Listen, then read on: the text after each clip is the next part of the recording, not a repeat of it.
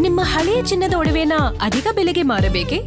ಆಟಿಕಾಗೆ ಕಾಲ್ ಮಾಡಿ 8880 Attica gold company. ಬೆಂಗಳೂರಿನಲ್ಲಿ drugs ರಾಜಾರೋಷವಾಗಿ ಸಿಗುತ್ತೆ, ಸಪ್ಲೈ ಆಗುತ್ತೆ. ದೊಡ್ಡ ದೊಡ್ಡ ಪಾರ್ಟಿಯಲ್ಲೂ ಕೂಡ ಡ್ರಗ್ಸ್ ಸಪ್ಲೈ ಆಗುತ್ತೆ. ಹೆಂಗೆ ಅನ್ನುವಂತಹ ಪ್ರಶ್ನೆಗೆ ಬೆಂಗಳೂರಿನಲ್ಲೇ ಡ್ರಗ್ ಪೆಡ್ಲರ್ಗಳಿದ್ದಾರೆ, ಇಲ್ಲೇ ಡ್ರಗ್ಸ್ ಅತಿ ದೊಡ್ಡ ಪ್ರಮಾಣದಲ್ಲಿ ಸಿದ್ಧವಾಗುತ್ತೆ ಅನ್ನೋದನ್ನ ಬಹುತೇಕ ಸಲ ಸುದ್ದಿಯನ್ನ ತಲುಪಿಸೋ ಕೆಲಸ ಮಾಡಿದೀವಿ. ಪೊಲೀಸರು ದಾಳಿ ಮಾಡಿದಾಗ, ಸಿಸಿಬಿ ಅಧಿಕಾರಿಗಳು ದಾಳಿ ಮಾಡಿದಾಗ ಅತಿ ದೊಡ್ಡ ಡ್ರಗ್ಸ್ ಜಾಲ ಇಲ್ಲೇ ಪತ್ತೆ ಆಯ್ತಂತೆ. ವಿದೇಶಿ ಪ್ರಜೆಗಳು ಇಲ್ಲೇ ಡ್ರಗ್ಸ್ ಅನ್ನ ತಯಾರು ಮಾಡ್ತಿದ್ರಂತೆ ಅಂತ ಆತಂಕಕಾರಿ ವಿಚಾರಗಳನ್ನ ಕೇಳಿದ್ವಿ. ಈಗ ಪ್ರಶ್ನೆ ಇರೋದು, ಈ ಡ್ರಗ್ ಪೆಡ್ಲರ್ಗಳಾಗಿ ಕೆಲಸ ಮಾಡ್ತಾರಲ್ಲ ವಿದೇಶಿ ಪ್ರಜೆಗಳು, ಹೆಂಗೆ ಬಂದು ಇಲ್ಲಿ ನೆಲೆಸ್ತಾರೆ? ಇವರೇ ಯಾಕೆ ಡ್ರಗ್ ಪೆಡ್ಲರ್ಗಳಾಗಿ ಕೆಲಸ ಮಾಡ್ತಿದ್ದಾರೆ? ರಾಜಧಾನಿಯಲ್ಲಿ ಅಕ್ರಮ ವಲಸಿಗರ ಆಟಾಟೋಪ ಎಷ್ಟಿದೆ? ಆ ಕುರಿತ ಡೀಟೇಲ್ಸ್ ಅನ್ನ ಗ್ಯಾರಂಟಿ ನ್ಯೂಸ್ ನಿಮ್ಮ ಮುಂದೆ ಇಡ್ತಾ ಇದೆ.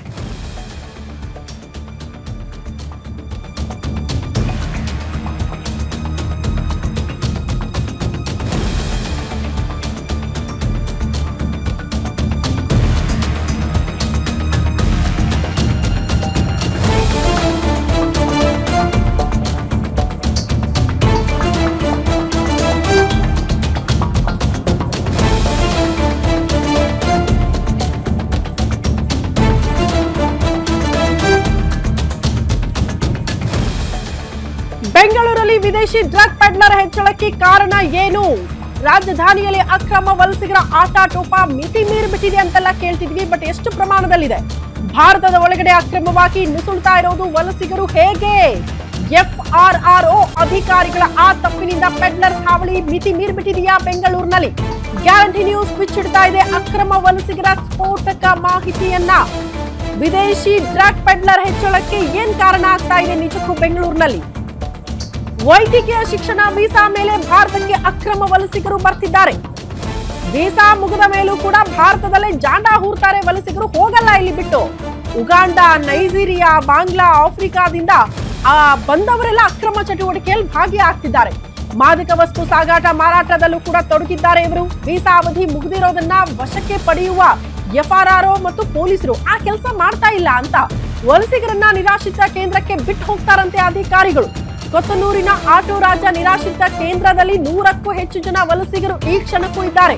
ಸುಮಾರು 6 ತಿಂಗಳಿನಿಂದಲೂ ಕೂಡ ಇಲ್ಲೇ ಇದ್ದಾರಂತೆ ಅಕ್ರಮ ವಲಸಿಗರು.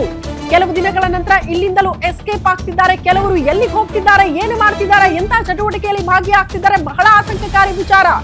ವಲಸಿಗರ ಊಟ ತಿಂಡಿ ಖರ್ಚನ್ನ ಕೂಡ ಕೊಡ್ತಿಲ್ವಂತೆ FRRO ಮತ್ತು ಪೊಲೀಸರು. ಮತ್ತು ಊಟಕ್ಕೆ ದುಡ್ಡು ಬೇಕು, ಜೀವನ ನಡೆಸೋ ಕೆಲಸ ಇರಲ್ಲ, ಮತ್ತೆ ಬೇರೆ ದಂಧೆನೇ ಮಾಡ್ಬೇಕಲ್ಲ, ಡ್ರಗ್ಸ್ ಮಾರಾಟ ಮಾಡ್ತಾರೆ. ವೈದ್ಯಕೀಯ ಶಿಕ್ಷಣ ವೀಸಾ ಮೇಲೆ ಬಂದು ವೀಸಾ ಅವಧಿ ಮುಗಿದ್ರು ಹೋಗಲ್ಲ, ಇಲ್ಲೇ ಜಾಂಡ ಉರ್ತಾರೆ, ಇಲ್ಲೇ ಜೀವನ ನಡೆಸೋದಕ್ಕೆ ತಯಾರಿಗಳನ್ನ ಮಾಡ್ಕೊಳ್ತಾರೆ. ಬೇರೆ ಬೇರೆ ಅಕ್ರಮ ಚಟುವಟಿಕೆಯಲ್ಲಿ ಭಾಗಿಯಾಗ್ತಿದ್ದಾರೆ. ಬಹಳ ಬಹಳ ಆತಂಕಕಾರಿ ವಿಚಾರ. ಅಧಿಕಾರಿಗಳಿಗೆ ಗೊತ್ತಿದ್ದು ಕೂಡ ಅವರ ಎಡವಟ್ಟಿನಿಂದ ಈ ಕೆಲಸಗಳಾಗುತ್ತೆ ಅಂದ್ರೆ ಏನ್ ಹೇಳ್ಬೇಕು?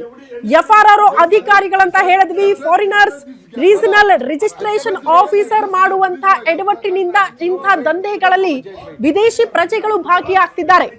ದೇಶಕ್ಕೂ ಮಾರಕ, ರಾಜ್ಯಕ್ಕೂ ಮಾರಕ. ಬರೀ ಡ್ರಗ್ ಪೆಡ್ಲರ್ಗಳಾಗಿ ಕೆಲಸ ಮಾಡಿದ್ರೆ ಓಕೆ, ಜೀವನ ನಡೆಸಕ್ ದುಡ್ಡಿಲ್ಲ, ಊಟ ಮಾಡಕ್ ದುಡ್ಡಿಲ್ಲ ಅಂತ ಅಂದ್ರೆ ಬೇರೆ ರೀತಿ ಚಟುವಟಿಕೆಯಲ್ಲೂ ಭಾಗಿಯಾಗ್ತಾರೆ. ಇಫ್ ಸಪೋಸ್ ಏನಾದ್ರೂ ಭಯೋತ್ಪಾದಕ ಚಟುವಟಿಕೆಯಲ್ಲಿ ಭಾಗಿಯಾಗ್ಬಿಟ್ರೆ ಇಂಥವ್ರು ನಮ್ಮ ರಾಜ್ಯದಲ್ಲ ಇದ್ಕೊಂಡು, ನಮ್ಮ ದೇಶದಲ್ಲ ಇದ್ಕೊಂಡು, ಇದು ಕೂಡ ಬಹಳ ಆತಂಕಕಾರಿ ವಿಚಾರ. ಕ್ರಮ ಕೈಗೊಳ್ಳಬೇಕಾದಂತ ಅಧಿಕಾರಿಗಳೇ ಇದಕ್ಕೆ ಸಪೋರ್ಟ್ ಮಾಡ್ತಾರೆ ಅಂದ್ರೆ ಇದಕ್ಕಿಂತ ವಿಪರ್ಯಾಸದ ಸಂಗತಿ ಮತ್ತೊಂದೇನಿದೆ ಅಂತ.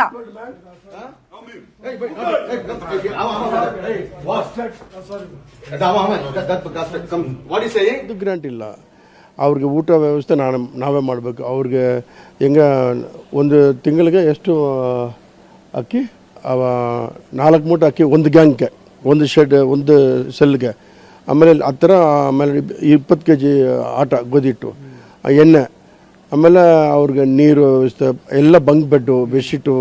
ಆಮೇಲೆ ಅವ್ರು ಸಿಕ್ಕಾದರೆ ನಾವು ಅವ್ರಿಗೆ ಮೆಡಿಕಲ್ ಸಪೋರ್ಟ್, ಹಾಸ್ಪಿಟ್ಲ್ ಕರ್ಕೊಂಡು ಹೋಗ್ತೀವಿ. ನಮ್ಮದೇ ಹಾಸ್ಪಿಟ್ಲ್ ಇದೆ 80 ಬೆಡ್ಡು.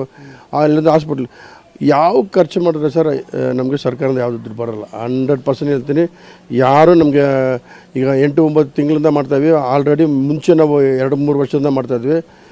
ಯಾವುದು ಒಂದು ಚೂರು ಗ್ರಾಂಟ್ ಇಲ್ಲ ಸರ್. ಬಿಟ್ಬಿಟ್ಟು ಹೋಗ್ಬಿಡ್ತಾರೆ. ನಾವೆಲ್ಲ ಮೆಡಿಕಲ್ ಕೇರ್ ನಾವು ಮಾಡ್ಬೇಕು ಸರ್. ಹಾಸ್ಪಿಟ್ಲ್ ದುಡ್ಡು ನಾನು ಖರ್ಚು ಮಾಡ್ತಾ ಇದ್ದೀನಿ.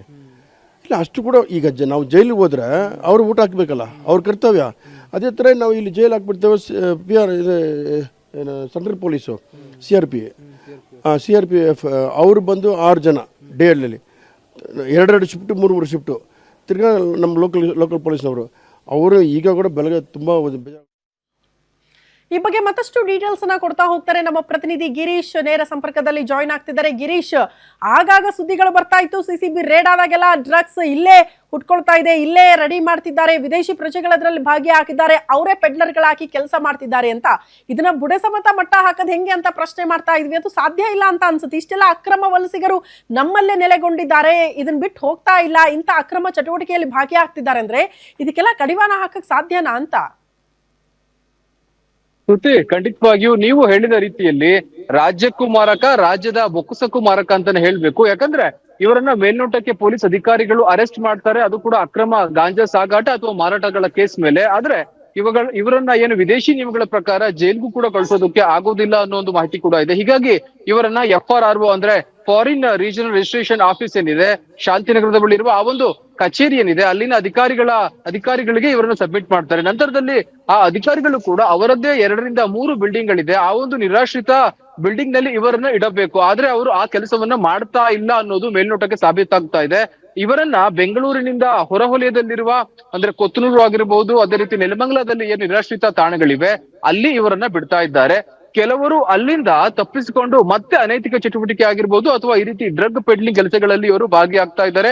ಮತ್ತೆ ಪೊಲೀಸ್ನವರು ಹಿಡಿತಾರೆ, ಮತ್ತೆ ಅದೇ ಯಥಾವತ್ತಾದಂತಹ ಸ್ಥಿತಿ ನಿರ್ಮಾಣ ಆಗ್ತಾ ಇದೆ. ಅಂದ್ರೆ ಇಲ್ಲಿ ಒಂದು ರೀತಿಯ ಚೈನ್ ಸಿಸ್ಟಮ್ ಮುಂದುವರಿತಾ ಇದೆ ವಿನಃ ಇದನ್ನ ಬಿಟ್ರೆ ಅವರನ್ನ ಯಾವ ರೀತಿ ಸುಸಜ್ಜಿತವಾಗಿ ಅವರ ನೇಟಿವ್ಗೆ ಕಳಿಸಬೇಕೋ ಆ ರೀತಿ ಕೆಲಸಗಳು ಇಲ್ಲಿ ಆಗ್ತಾ ಇಲ್ಲ. ಇದೊಂಥರ ಚೈನ್ ಸಿಸ್ಟಮ್ ಅಲ್ಲಿ ಬೆಂಗಳೂರಿನಲ್ಲೇ ಇವರು ಇದ್ದಾರೆ, ಮತ್ತೆ FRRO ಅವರು ಏನು ಒಂದು ಅರೆಸ್ಟ್ ಅನ್ನ ಮಾಡ್ತಾರೆ, ಮತ್ತೆ ಅವರು ಅಲ್ಲಿಂದ ತಪ್ಪಿಸಿಕೊಂಡು ಈ ರೀತಿ ಅಕ್ರಮ ಚಟುವಟಿಕೆಗಳಲ್ಲಿ ಭಾಗಿಯಾಗ್ತಾ ಇದ್ದಾರೆ. ಮತ್ತೊಂದು ಮಾಹಿತಿಯ ಪ್ರಕಾರ ಏನ್ ನಿರಾಶ್ರಿತ ಧಾಮಗಳಿಗೆ ಬಿಡ್ತಾ ಇದ್ದಾರೆ ಅಲ್ಲಿ FRRO ಅಧಿಕಾರಿಗಳಾಗ್ಲಿ ಅಥವಾ ಅವರನ್ನ ಅಲ್ಲಿಗೆ ಕರೆದುಕೊಂಡು ಹೋಗುವ ಪೊಲೀಸರಾಗ್ಲಿ ಯಾವುದೇ ರೀತಿಯ ಖರ್ಚು ವೆಚ್ಚವನ್ನ ಕೊಡ್ತಾ ಇಲ್ಲ, ಸರ್ಕಾರವೂ ಕೂಡ ಅದರ ಕೆಲಸವನ್ನು ಮಾಡ್ತಾ ಇಲ್ಲ. ಹೀಗಾಗಿ ಆ ಒಂದು NGO ನಡೆಸ್ತಾ ಇರುವ ಆಟೋ ರಾಜ್ ಏನಿದ್ದಾರೆ ಆ ವ್ಯಕ್ತಿಯ ಖುದ್ದು ಅವ್ರಿಗೆ ಖರ್ಚನ್ನ ಮಾಡ್ಬೇಕಾಗಿದೆ. ಅಂದ್ರೆ ಒಂದು ರೀತಿಯಲ್ಲಿ ಆ ಆಟೋ ರಾಜ್ ಏನಿದ್ದಾರೆ ಅವರಿಗೆ ಸರ್ಕಾರವನ್ನಾಗ್ಲಿ ಅಥವಾ ಪೊಲೀಸರನ್ನ ಕೇಳೋದಕ್ಕೂ ಕೂಡ ಆಗ್ತಾ ಇಲ್ಲ. ಯಾಕೆಂದ್ರೆ ಪೊಲೀಸ್ನವ್ರ ಹತ್ರ ಹೇಗೆ ಕೇಳೋದು ಎನ್ನುವ ಒಂದು ರೀತಿಯ ದುಗುಡ ದುಮ್ಮಾನ ಅವರಲ್ಲಿದೆ.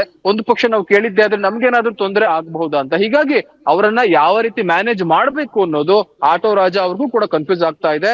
ಪ್ರಸ್ತುತ ಮಾಹಿತಿಯಂತೆ ಆ ಒಂದು ಆಶ್ರಮದಲ್ಲಿ ನೈಜೀರಿಯಾ, ಉಗಾಂಡ, ದಕ್ಷಿಣ ಆಫ್ರಿಕಾ, ಬಾಂಗ್ಲಾದೇಶ ಸೇರಿದಂತೆ ಶ್ರೀಲಂಕಾದ ಒಟ್ಟು ಸುಮಾರು 152 ಮಂದಿ ಅಕ್ರಮ ವಲಸಿಗರು ಅಲ್ಲಿ ಸೇರ್ಕೊಂಡಿದ್ದಾರೆ.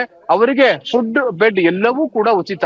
ಪ್ರಸ್ತುತ ಮಾಹಿತಿಯಂತೆ ನಿಮಗೆ ಮತ್ತೊಂದು ವಿಡಿಯೋದಲ್ಲಿ ನೋಡ್ತಾ ಹೋಗ್ಬೋದು, ಅವರ ಬಳಿ ಆ ಒಂದು ಆಶ್ರಮದಲ್ಲೇ ಇದ್ಕೊಂಡು ಅವರು ಗಾಂಜಾ ಸರಬರಾಜಾಗಿರ್ಬೋದು, ಗಾಂಜಾ ಇಂಪೋರ್ಟ್ ಎಕ್ಸ್ಪೋರ್ಟ್ ಅನ್ನ ಮಾಡ್ತಾ ಇದ್ದಾರೆ. ಅದು ಕೂಡ ಬಾಡಿ ಲೋಷನ್ ಡಬ್ಬಗಳಲ್ಲಿ ಅವರು ಗಾಂಜಾಗಳನ್ನ ತರಿಸ್ಕೊಂಡು ಅದನ್ನ ಸೇಲ್ ಮಾಡ್ತಾ ಇದ್ದಾರೆ.